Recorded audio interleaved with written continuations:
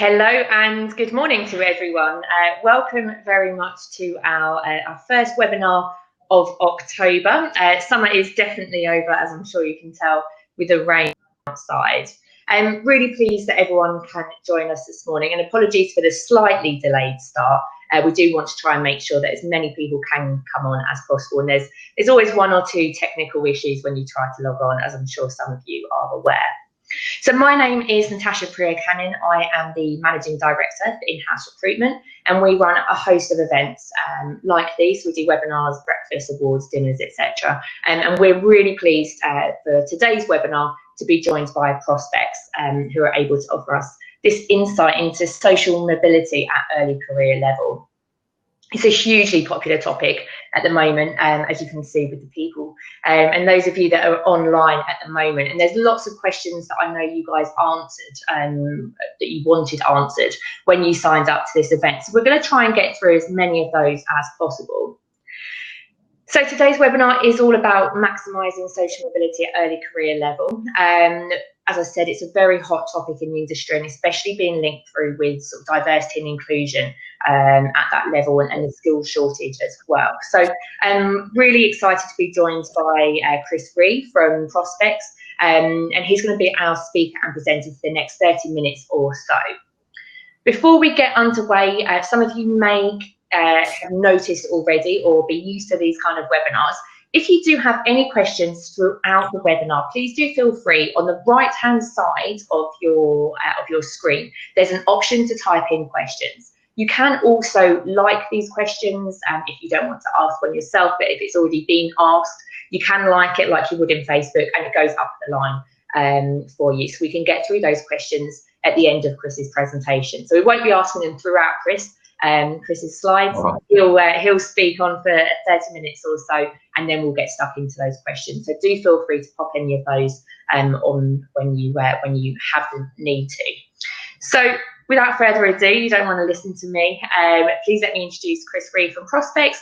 And Chris, I'll hand over to you to introduce social mobility at early career level. Over to you. Thanks, Natasha, and good morning, everybody. And I'm sitting in Manchester, and it's doing nothing to confound the stereotypes of Manchester weather. It's a filthy day here.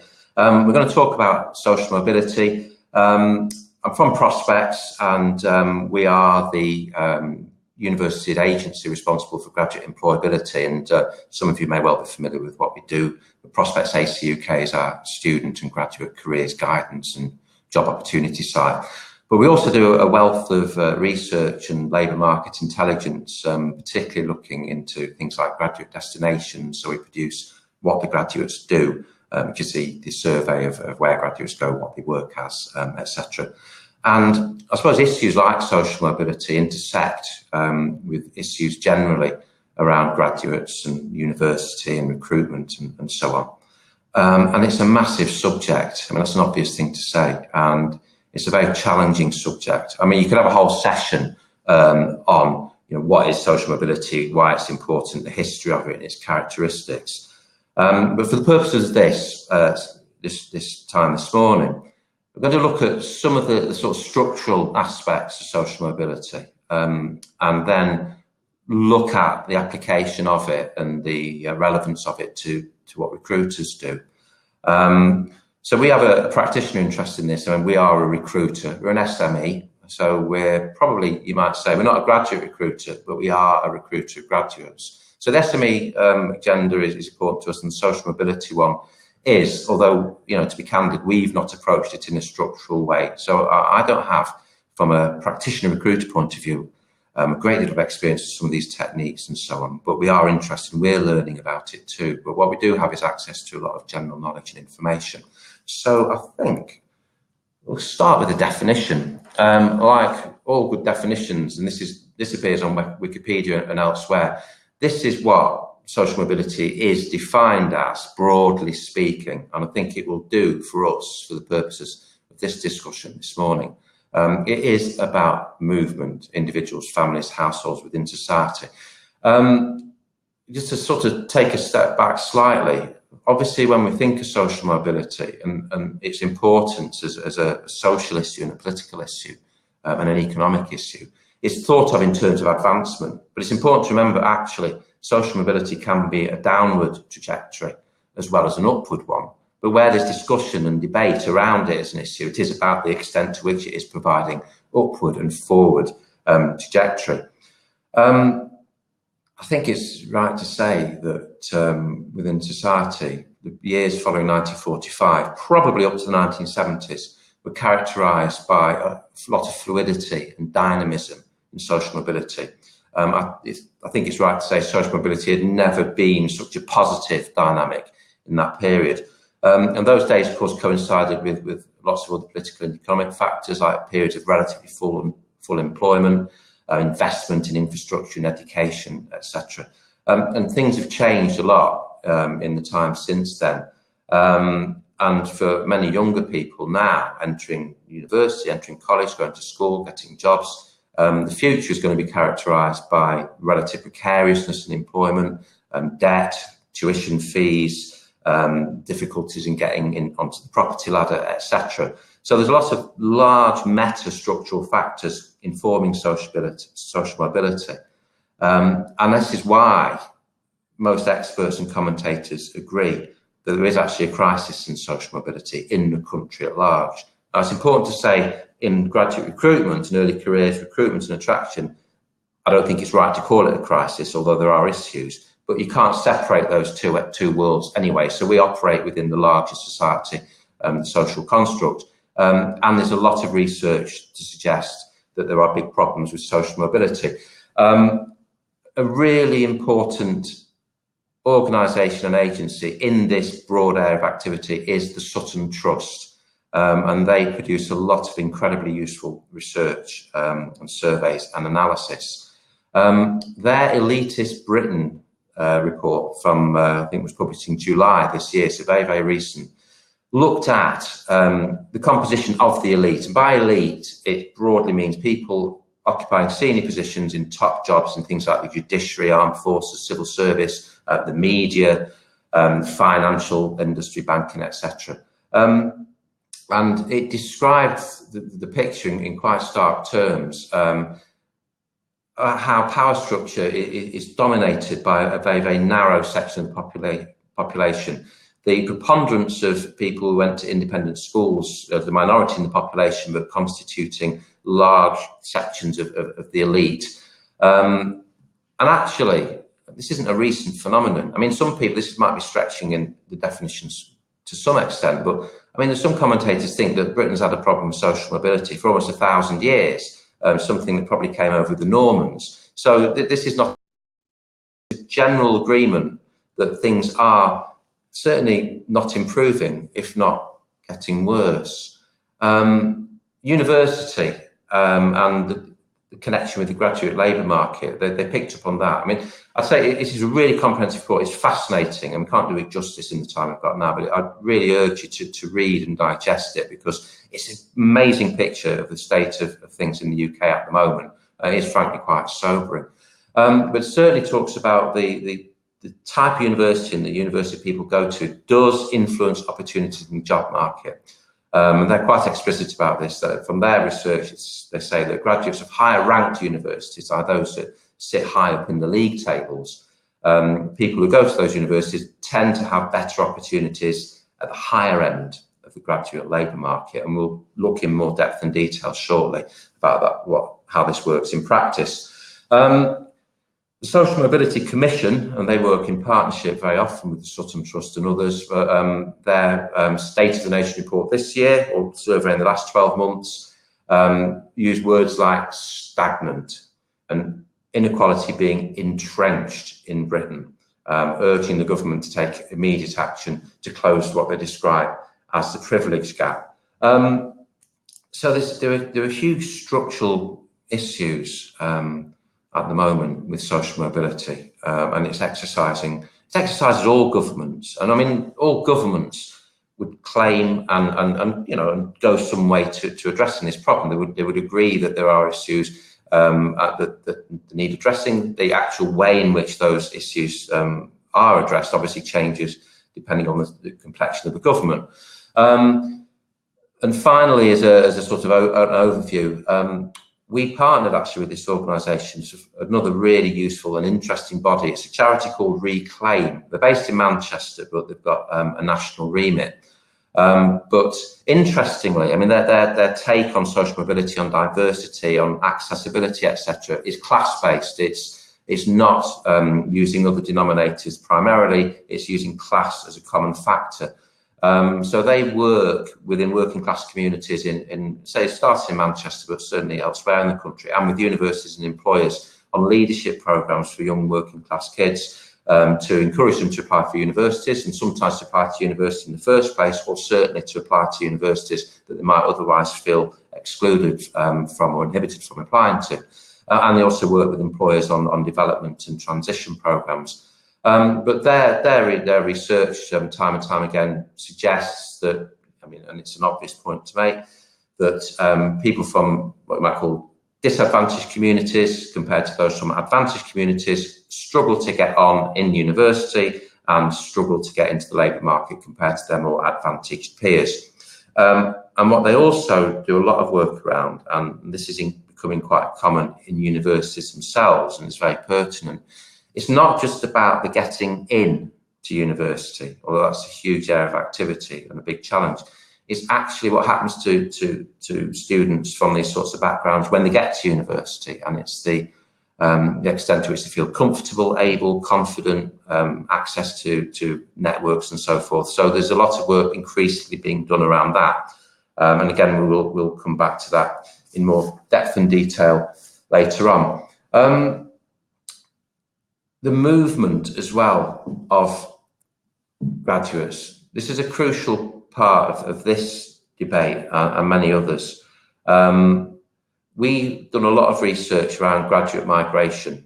And I think the best way to contextualise this, firstly, is to say, I think in the popular mind, and certainly for many recruiters, the idea of graduates is predicated on qualities such as flexibility, ambition, mobility, certainly. The idea being that, you know, graduates form like the elite shock troops of the labour market. They're highly educated, highly skilled, highly ambitious, and they will move to where the opportunities are.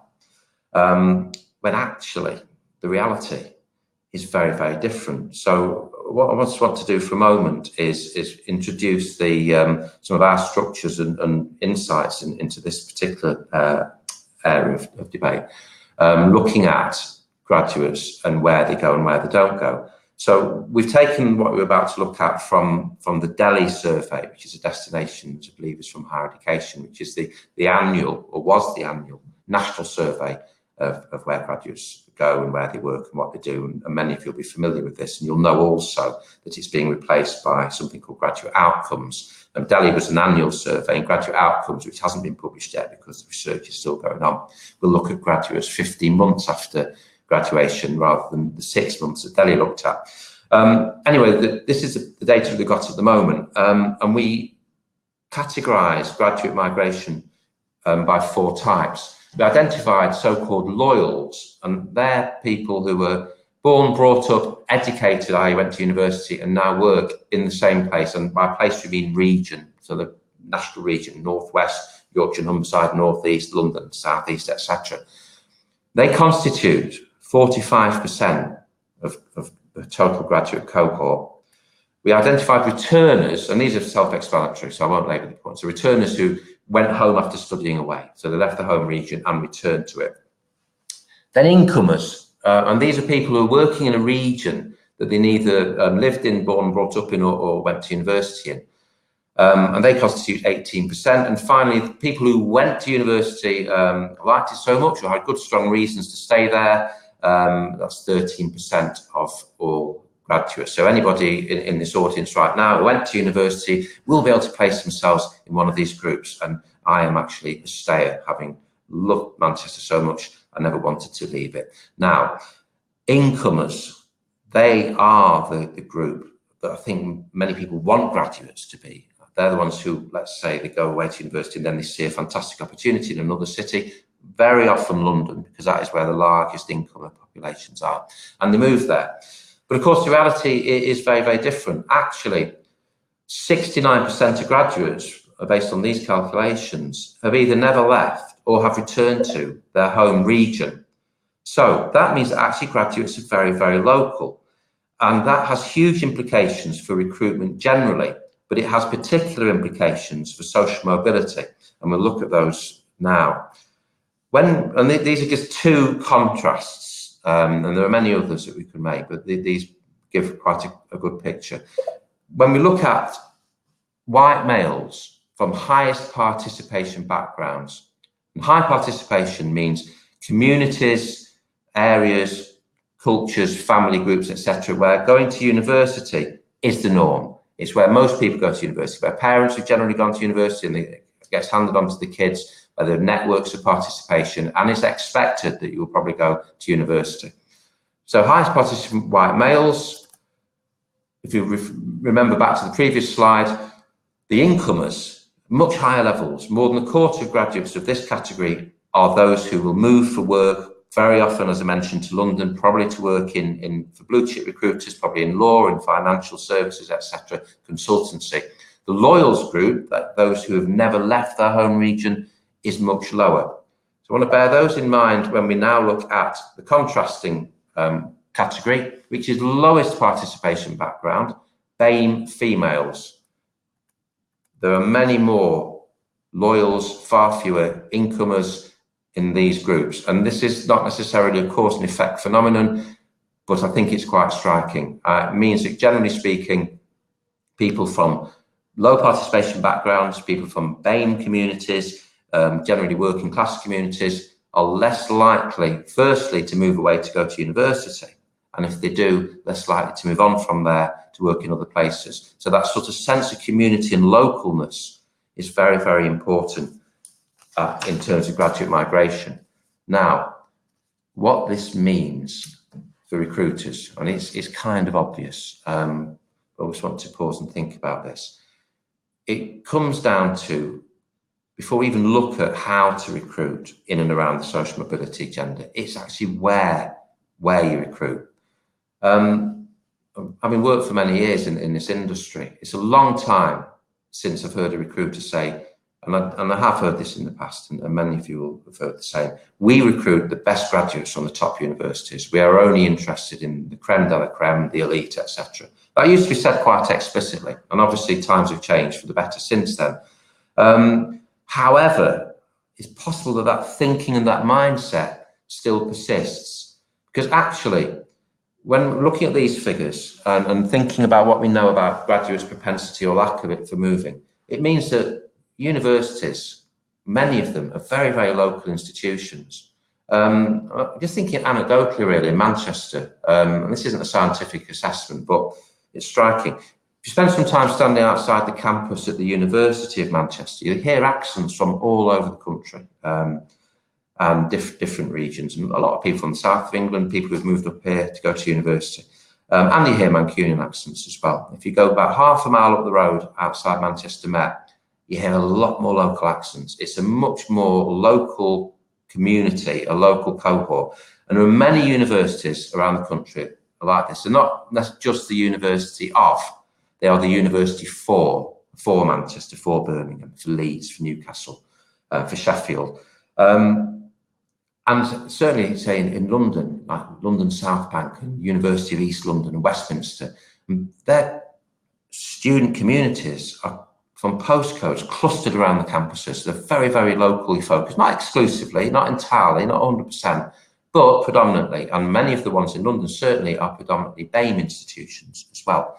So, and this is a very simple, obvious point, but if as a recruiter, you're targeting certain universities, you have an idea of where the best courses are, the best students, the best universities, and you're not engaging with some of these large, very, very locally focused institutions, then you are missing out on a lot of talent, obviously, and actually not necessarily providing accessibility for large numbers of students who, to be honest, are probably bypassed very often by the mainstream graduate recruitment process. So that's, I think, a really, really profound point. It's engaging with all types of universities and understanding where students are and understanding what kind of courses they're doing and understanding what their expertise is and working with those universities certainly those who have large local populations, on getting to reach those students and providing them with opportunities and access. It's thinking incredibly broadly about where your recruitment goes. There's no mystery about this. Obviously, it's about getting stuck in and working in those communities of students. Now, we talked to a very, very well-regarded person in this area, is Femi Bowler, who used to be Director of Careers and Employability at the University of East London, and now does freelance independent consulting. And she's sat on all sorts of boards and worked on all sorts of projects. And she's a passionate advocate for this, and this idea of getting involved and actually taking the jump and just recruiting from these universities and making contact with them and getting engaged. And she says, interestingly, that as recruiters, if you haven't had experience in this sort of area, it's not to be shocked if, for example, you don't necessarily get the same type of responses as you might get from, say, Russell Group University students and graduates. She describes things as being a bit more raw sometimes, and says that there might be a lot of dust in there, but there'll be a lot of diamonds as well. And she also talks about BAME and working class students and graduates in particular as being, as she describes it, sticky in terms of loyalty and commitment. Once they're in your organisations and once they've been the onboarding successful and everything's working out, you tend to get good retention, good traction, and generally, as I say, stickiness and commitment from students who have been invested in and give back, and in that sort of sense of reward. Rewards indeed can be significant in this area. So this is one huge area, is where you recruit from and how you do it. I think also there's a question of just custom and habit and what students expect to see as well. I mean, we go to a lot of job fairs as well, and we talk to students, and sometimes I think they don't expect to engage with recruiters of a certain type, shall we say, or of certain size. Their own experience of recruitment might be, and jobs is probably completely outside of what the mainstream of graduate recruitment is. So there are issues about the kind of language and approach that you take to recruit these sorts of students, but the rewards are definitely there. I want to move on to, because this is dealing with many of the things which have come up periodically when it comes to things to do with social mobility and actually diversity generally. And this is, I mean, talking with our own in-house HR team and others, and again, you should know this, I'm sure, but there is some confusion about what positive action is as opposed to positive discrimination. And positive action is about encouragement and training, and it might be about targeting groups for job opportunities, for recruitment campaigns, etc. And positive action is a way of opening things up into the labour market opportunities. Positive discrimination, on the other hand, which I think is very often confused, is under law actually unlawful because it involves potentially the setting of quotas as opposed to targets. So the general understanding is that positive action is the way in which you get people into opportunities, and it may then lead to a great diversity of applicant types. But obviously, the decision to make a job appointment, for example, has to be considered on individual merit and selection, etc. So, but this is something I think recruiters often tend to be confused about, and certainly in the public at large. But positive action is the area of activity that people probably need to be involved in, but positive discrimination isn't. Unconscious bias is something that comes up an awful lot as well. And we've taken some stuff from the Harvard Business Review here, which is a kind of handy checklist. I think the thing to say about this is, I mean, we've had training in this, and I'm sure many of you in your recruitment teams have as well, and for employees generally. But its most profound sort of essence, unconscious bias, is the whole set of assumptions that we all make through culture and society and upbringing and all sorts of other factors. So actually ridding oneself of this is actually a huge and ongoing task. But I think there are useful things and practical things that recruiters can do when it comes to actually selection, recruitment, onboarding, etc. And I want to look at particularly the first point here, which is wording in job adverts. Now, in this particular example, they've talked about removing adjectives closely associated with a particular gender, but of course that could be applied to all sorts of other either characteristics or social types.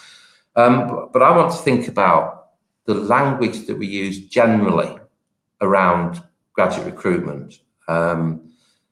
Not just the wording, but I suppose the general impressions that we communicate and the pictures that we paint and so on. And we're part of this industry as well on the media side.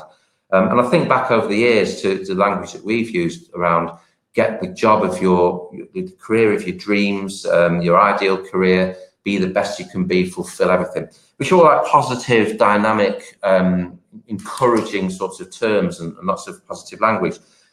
Actually, I think we sometimes have to think about, does that resonate with all the audiences and all the groups and all the types of student and graduate that we want to engage with? Because I think graduate recruitment and higher education, generally speaking, they're modelled on, I suppose, the sort of generational experience of successful middle class people. I mean, that's not a deterministic model, and there's many exceptions to that. And many ways that you can test that. But I think in its general characteristics, that's what it is. And not everybody who engages with that fits that model. Now, when we mentioned earlier on the work that Reclaim have done and student services are looking at a lot in universities, issues about confidence amongst students, particularly those who come from sort of lower income backgrounds, maybe that they're the first in the family who've gone to university.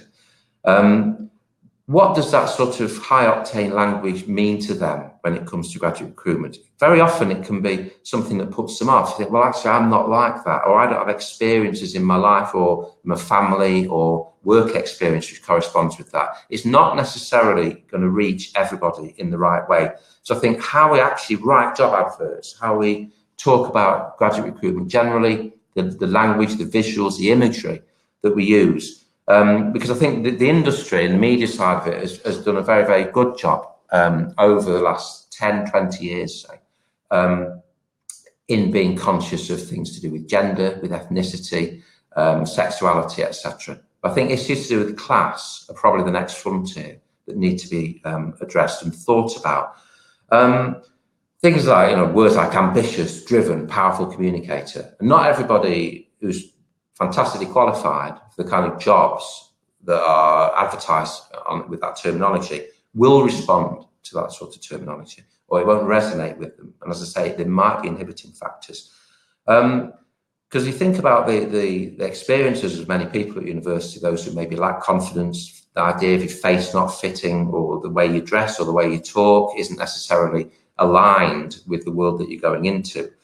There might also be issues to do with networks, certainly confidence about that, who helps you with application forms, who can advise you on how to perform an interview.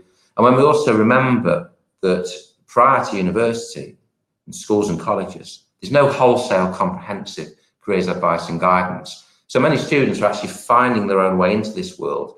And this point we made previously, it's not just about getting into university, it's about getting on in university. And then it's how you get out of university into the labour market. So I think there's work to be done. I don't have the answers to this except to say more mindfulness and maybe some general review of the way in which we all work on the description of graduate employment, particularly the wording of job adverts and how they're pitched and framed in this way that has been done for other groups, types and characteristics, if that makes sense. I think there's also a strong case for a healthy blast of reality about the makeup of certain industries and certain types of jobs, so that students know, particularly those from backgrounds where social mobility is an issue, for example, so that they know the nature of the challenge that they're facing. Referring to the work that Sutton Trust have done, when that breaks down industries and professions by the characteristics of the people who work in them and the people who run them, I think it's important that graduates know what those industries are like, so that they know what the world is like that they're going into, because it may be that it will require extra effort, extra graft and extra commitment to enter that world. But I think we have a responsibility to say that, and that's certainly something, the prospects that we're going to be working on when it comes to our content about job occupations. So another point that many commentators or activists in this area talk about in terms of sector experience. For a lot of younger working class people, particularly say in London or big cities, their experience in work is actually quite profound, but it's very often in retail, in the kind of jobs which they don't necessarily think are important, but actually really are. But it might be work that's been done in shops or in takeaways, etc. And this research suggests that a lot of students from these sorts of backgrounds underplay and understate that kind of work, because you think, well, it's not like the kind of jobs that I'm aiming for and aspiring to go into, and it might not play well with recruiters. Now, we all know on the recruitment side, and certainly career services, are relentless about this. Every form of work experience is important, and helping students understand how to get the best, make the best case, and explain it in the right way is critical. But I think it's a very important thing to bear in mind that you may encounter candidates who are not doing themselves justice when it comes to the actually very good work experience that they've had. So that was about unconscious bias, but I just wanted to take one point out of that. The other do's and the don'ts, I guess, are fairly obvious, but they're handy to have in the list. This point about unstructured interviews, I'm sure none of you as recruiters engages in unstructured interviews, but obviously the Harvard Business Review thought it was important enough and probably happening. But standardization wherever possible, in terms of how you ask questions and what you want to get out of your candidates. And they've also talked about software programs that blind information, and we'll come on to things like contextual recruitment techniques in a moment. But I suppose the overall approach to this would be, as recruiters, as we are, and many of you are, probably all of you are, it's who are you recruiting? And let's get away from the idea and the assumption that really we're recruiting people like us, who look like us, who sound like us, who've got the same experiences as us. I mean, nobody would claim that they do that explicitly, obviously, but under the surface, that dynamic, that motor, quite understandably, is probably still running. Those assumptions that you make about what is right, what is fit, what is appropriate, they always have to be challenged. They have to be challenged relentlessly, frankly. They have to be challenged in a structured way, possibly with the help of trainers, with consultants or whatever, and certainly just by asking ourselves those questions every day. Now, the next few slides, they're wordy, but you've got time to read this, so it's not like sitting in a seminar hall. These are, and I think these are as good as any pointers, these are from the Sutton Trust's policy recommendations to recruiters and employers. They made a set of policy recommendations to the government and to universities, but we'll look at ones about employment. Collecting data on socio-economic backgrounds, the understanding of how class interacts with the level of seniority in an organisation. What is the class composition of the different levels and groups within your organisation? And they describe class as being the biggest elephant in the room. And I think, because of the work of Reclaim and Sutton Trust and others, class is going to be much more debated, much more analysed, examined, and much more at the front of issues to do with social mobility, because that is the primary denominator in that, but also in the general diversity accessibility agenda is going to have the same amount of foregrounding and attention as all other factors. So that is how your organisations sit. And I think also as a corollary to that, how does your organisation, how do all of our organisations compare to the markets that we operate in and the customers that we rely on? So how is that reflected in the structure and makeup and certainly the leadership of our organisations generally? This is huge. Unpaid internships. I mean, we talk from experience of prospects because until recently, we ran a service called Graduate Talent Pool, which was an initiative that we ran on behalf of the government actually for about 10 years. And its time has passed now. But when we ran that, we had a policy about only accepting unpaid internships. And our definition of an internship was it had to be time-bound, no more than 12 months, had to be paid, and had to have an element of training and development in it, not just to get people in to do odd jobs. But it was frankly jaw-dropping, even fairly recently, the recruiters that we talked to who expected to be able to offer unpaid internships. And this is still a scourge of the graduate job market. There are still thousands of graduates doing unpaid labour for sometimes up to a year, often in high prestige industries. I mean, media and fashion are amongst like the worst offenders, but they're not the only ones at all. Most industry sectors have been guilty of this. And I mean, we won't digress too much on this, but it is absolutely critical to the social mobility agenda. And our basic line with any recruiter, well, firstly, it's against the law. If people are doing work, productive work, and the Constitution, what constitutes rather productive work, is basically doing anything. This idea that there's something called work shadowing, where you're coming in but you're having a light touch, you're not getting involved, that hardly exists at all. You can't work shadow. As soon as you start doing a bit of photocopying, even at that basic end of an internship, you're doing work. So what people think of as not work is almost always work, and graduates continue to be exploited about that. So it is against the law.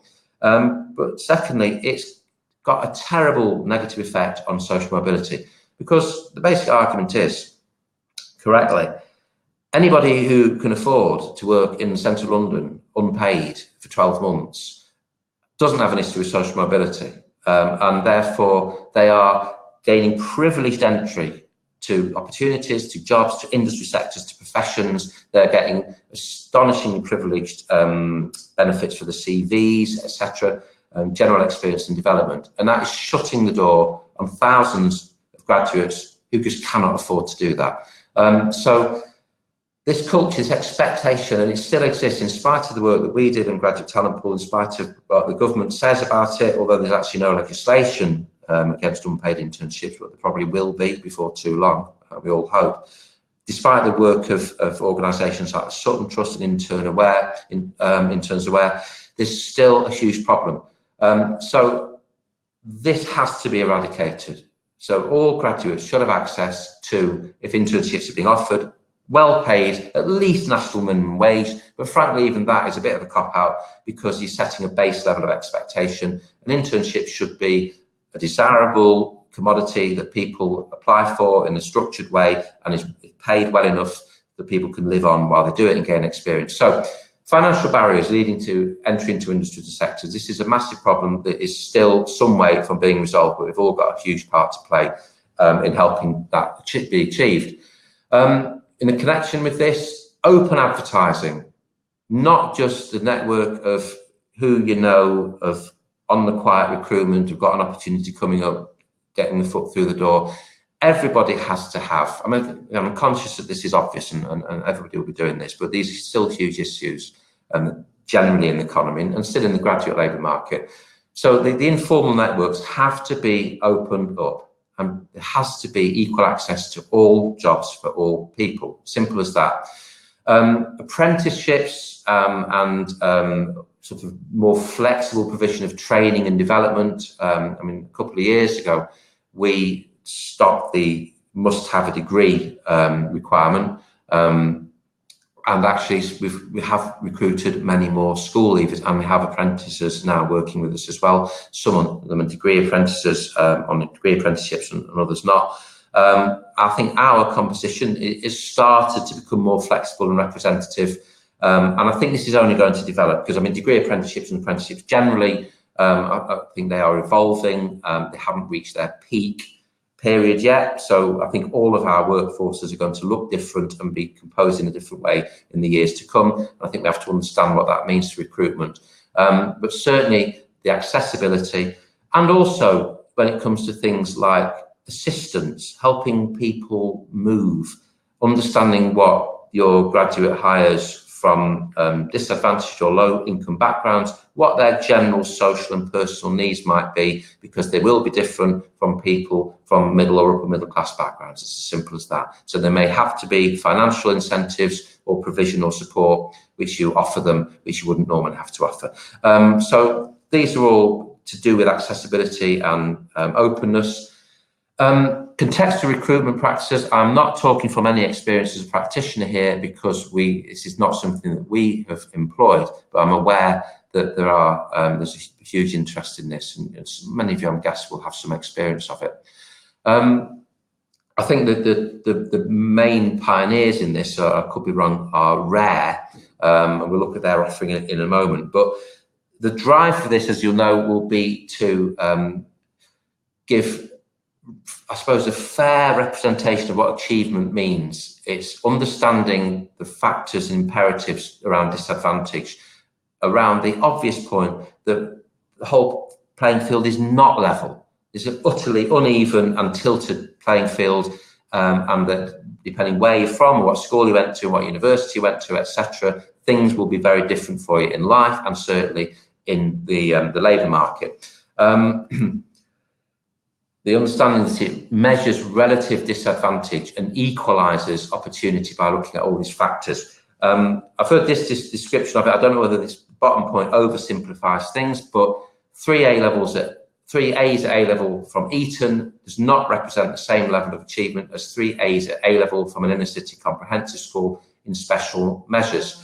Rare's own work in this area is looking at data points and factors such as postcode examination grades. Are they the first person in their household to go to university? Do they come from, have they been in care, etc.? Education, work experience, general life experience. And I mean, they work with many high-profile organisations and many other less high-profile ones. And I think their success rate getting candidates, especially from BAME backgrounds, but not exclusively, into senior jobs, high-flying jobs, any kind of jobs, has been tremendously successful. So I must stress, we not have any experience of contextual recruitment, but I know that it's something that many graduate recruiters are engaged with. And the ISC, the Institute for Student Employers, or formerly the AGR, has done a lot of work looking into this. Many of its members are using it. So this is clearly something I think is going to become more and more important as we go along. Class pay gap. We have a lot about the gender pay gap, but the class pay gap, this is areas of work and examination that's starting to be undertaken. So referring back, I guess, also to the point where employers should collect data on socio-economic background, they should look at data on pay and harness it to that as well. Mentoring and sponsorship schemes, this comes back to working with universities. I mean, most universities will have their own mentoring schemes. So as an employer, if you were to approach your local university or universities and say, we want to get involved in mentoring or sponsoring students and graduates from low-income backgrounds, from working class communities in this city, what opportunities have we got to do that? That would be one very direct way of making some sort of progress in this area. So this is to add, I suppose, to the existing collection and data and analysis that employers take, and class will become, we believe, and many other people believe, much more important in the work we all do around data and collection of employees and analysis. Leading social mobility employers take a leadership role and share best practice. So I don't know, does such a thing exist, but a national conference for recruiters on social mobility, best practice. How are recruiters doing it? What is the charter in this area for social mobility for recruiters? How is that being publicised and promoted? Such a conference on such a programme exists. That was a rhetorical question. Certainly the need for it. And Sutton Trust would be an ideal partner, and the Social Mobility Commission would be an ideal authority to work with to have some sort of statement like this. So as with everything else, it's not dependent on what the top does, but leadership in these matters and setting an example has to start at the top within all of our organisations. And in our own modest way, as I mentioned, we partnered with our charity of choice for some years with Reclaim, and did a lot of interesting work with that. And that opened our eyes up to how we, as an SME in Manchester, around the university, but actually also sitting on the edge of some huge inner city areas around Manchester, what is our responsibility as a local employer as well as an organisation with a national profile, and it certainly taught us a great deal about how to approach social mobility. And that is the end of the presentation, my part of it at least. So covering the general system of, the crisis in social mobility, and that is a crisis, but not a crisis in graduate recruitment, because it's an issue and a problem. There's a long way to go, but let's not overstate this. And employers and graduate recruiters and universities are amongst the most enlightened, so I say, sections of the economy, of society. So we've all done a lot of work on that. And I think as a final point, the UK graduate labour market, to its credit, is much more flexible and open than many others. And a big reason for that is because the degree that you've studied is not necessarily a critical factor when it comes to doing the job. So there is an openness and a flexibility about entering the job market. And I think that does make a profound difference. It's not to say there aren't a lot of tasks that we have to undertake, but we do have a relatively open and accessible labour market in that respect. We do have high levels of participation, not 50%, but in the mid-40s. And many more people from many different backgrounds are going to university today than they ever did previously. So that is a huge mark of credit to the system. So we've got the raw materials. I think what we have to do is tighten things up, and I think more understanding of the language and the discourse. I think for me, that's a really important thing. The language of graduate recruitment, how accessible and welcoming is, but how welcoming is it to students of all types, from all backgrounds, and how much does it take into account social mobility? That's a critical factor. But I'll stop now because I think I've way overrun half an hour. Absolutely not, Chris. That was fascinating. Really, really insightful, and some really great stats that I know a couple of people have commented on already as well. So thank you very much for that. So for those of you who perhaps haven't seen the questions or seen where you can write them, and if you did have any questions, you've only got a few minutes to ask them. It's just on the right hand side, and you can just type them in for the time being. In terms of sort of moving forward and next steps, we will be sharing this webinar, but also the slides as well. So I'm just going to put you that stream off so you can just see our faces there. Chris, from your perspective, are there any particular companies or industries that are doing social mobility at a recruitment level well? Is there anyone that sort of stands out to you that people can inspire, gets inspiration from?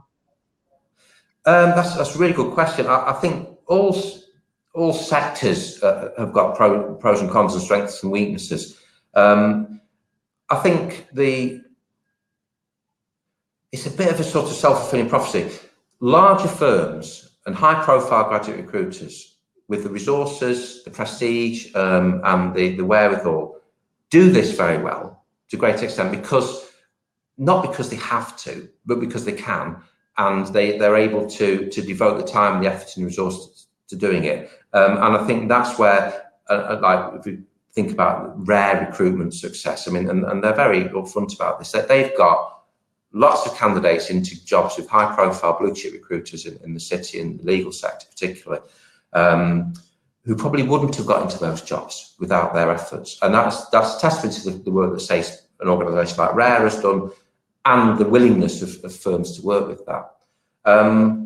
So I think generally for graduate recruiters are highly conscious, and that they've got very enlightened people working in the industries. And that's why I was careful to say that there's not a crisis in the graduate recruitment sector as such. There's a crisis in society at large, but we're not discrete, are we, from the society at large? So we're affected by its trends.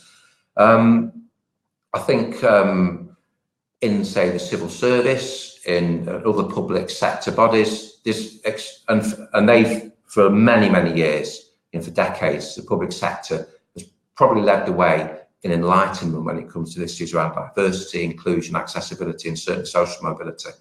But that's partly because they're sort of governmental connections and public sector status. So I think across, you could find great examples in all sectors and many different types of companies. But where I think the challenge is, that's not enough. I think there's an extra stage that we all have to go through, an extra frontier that has to be crossed. And that is because I think I'm probably sounding a bit like I'm a stuck record on this, but the more this talk has gone on, I think the more it's sat in my mind. A lot of it is about where recruiters go, where you recruit from, just how egalitarian is your approach to universities. Are you genuinely covering, with the resource constraints that you've got, obviously, are you actually covering every single possible university that's relevant to your intake by subject or discipline? And remembering that all universities have job boards. You don't have to physically go to every single university and have a presence at a fair to get your brand on campus or anything else. This is a great opportunity, but you just connect up to the university jobs board. Career services are crying out for employer connections. You know, they've got teams waiting to speak to employers, and the bigger recruiters know this, but even they're probably not, doing justice necessary to every opportunity that they've got. And that is where, as Femi Bodo quoted earlier, says there are diamonds everywhere. Every university will have students and graduates of high caliber who want to work for all the organisations probably here today on this webinar. That's a simple fact. That's a huge task, obviously. But I think with intelligent, communication with career services particularly, it can be achieved. Yeah, and absolutely, it's not just universities either, is it? Because not everyone goes to university. It's also you've got the schools and everything else as well. Yes, absolutely. Sorry, Chris, we're going to try and whiz through them before it gets to 11 o'clock. So what would you recommend you can do to measure or benchmark whether you're paying fair intern or graduate salaries? Is there somewhere that you can go to get that, or is that what would you recommend? Yeah, I'd say the ISE for information on graduate salaries. What do graduates do? We do an average graduate salary, but I mean, I'd be careful with averages. I think the way we do it, we benchmark for different types of jobs within Manchester, within the local labour market, the regional labour market, and set it at that. We have stopped thinking of interns as being a sort of lower level type of recruitment, to be honest with you, that axiomatically or rather automatically command £3,000 or £4,000 less than a new graduate. We think interns it's a graduate job by another term, it's just got shorter duration. So I'd say firstly internally, actually thinking off the top of my head, benchmark your intern salary against your starting salary for a graduate and see what the difference is. Are you making a judgment based upon the word intern? If you stack up the job description and the process by which you want people to, to go through to get it, then you're probably comparable. And then you'll know in your own industries what the benchmarks are for jobs. Bearing in mind for graduates are professional level workers. Predominantly 73% of graduates are working 6 months after graduation in professional level work. They're not juniors. I don't need to remind this audience of that, but in popular mind they might be. And by that extension, neither are interns. A graduate intern is a qualified, ambitious, experienced person who adds value to your organisation and should be paid as such. Yeah, okay, great. And are there any particular recruitment or attraction tools that you see as best supporting social mobility? Is there anything out there on the market that you know of that works well? Again, with the caveat that we do not utilise them. So I've got no practitioner HR. I mean, I'm a recruiting manager here, and our HR team work with, but we don't use anything like that. I think contextual recruitment techniques are definitely worth looking into. I think because it's fascinating, and it might, even if you don't end up utilising such a technique, such a software system, etc., it could give you a lot of insights. Honestly, I think this is partly coming from my own lack of practical experience with it. I think the biggest step to take, first of all, is attitudinal about recruitment locations, about how you think about social mobility, where you think your graduates come from, and in your mind, when you set out to recruit, who is it you're really looking for? And if you can shed that thing, I'm looking for someone like me, I'm looking for someone like all the people who I see when I look around the office, I'm looking like everybody else who's come into this organisation for the past 20 years. If you step away from that you've made the first part of the journey. I mean, that sounds like I'm oversimplifying it, but that's the attitudinal thing. Secondly, supporting that is training and development within your own organisations. I mean, and we've had diversity and inclusivity training for everybody this year, and I think that's opened everybody's eyes up to issues, including social mobility, about how we orient ourselves, how we think about ourselves, and that's been reflected in the way that we recruit now. As for actual techniques and methods, language in recruitment, where you advertise, the use of different types of media. I think, understanding where your audience is, what their propensities and habits are, and that goes for all kinds of recruitment, graduate or otherwise. But let's say you're setting out to recruit more working class young people from a big city, then what are those working class young people as students? What are their behaviours? What are their technology propensities? Where do they go for information?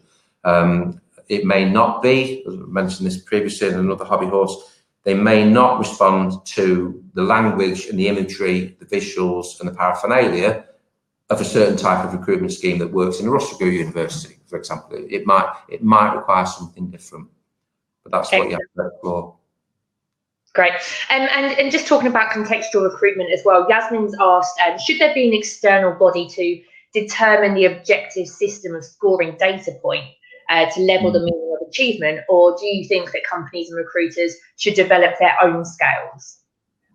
That's a fascinating question. I don't know. I couldn't give an informed answer based on lack of experience, but I think as we understand it, contextual recruitment, let's say you're utilising that as a mechanism, you'll be doing that with a provider, like Rare. I mean, it is one of them. It's not the only one, I know. So in a sense, I suppose that is the sort of external partner or the objective perspective.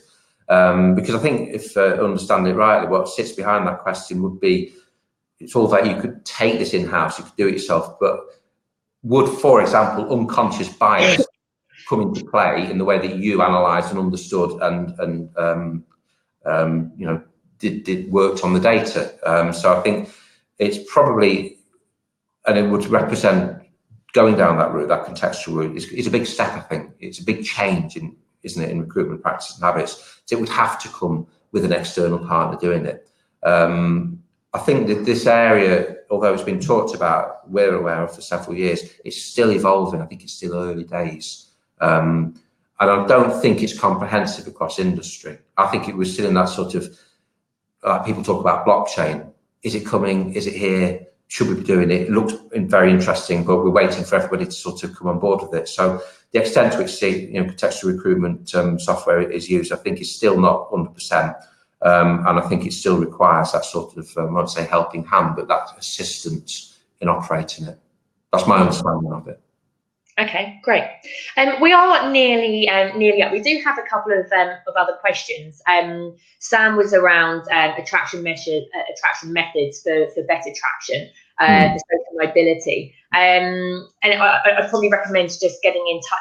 We've had, as in-house recruitment, we've run a number of events around diversity and inclusion, around early careers. So we do have some resources as well. We had a recent conference with Barry Boffey, who spoke about positive action, how to use it, and actually some of the legislation and sort of simplifying it, so we can direct you to that. And we also had a recent talk by Mills, which was around using sort of social media for different diversity backgrounds and to increase your engagement as well. So we can definitely send these over to you, so we can reach out on those ones. But Chris, that was super insightful, quite a few good questions, and I hope our audience enjoyed them as well. So following up, pretty much as soon as this webinar ends, the system will send out to everyone online the full webinar, so you'll get that. And we will also send over the details to you of prospects. These guys do know, as you can probably tell, they know what they're talking about, and they can probably offer you some additional insight if you had any more specific questions to your company that perhaps you didn't want to ask on here. So that is us for today. We thank you all very much for coming along to the webinar, and thank you very much specifically to Chris for offering such great insight. And we hope to see all of you soon at one of our other webinars, or indeed face-to-face events. So Thank you, everyone, and have a lovely rest of the day. Thank you. Thank you.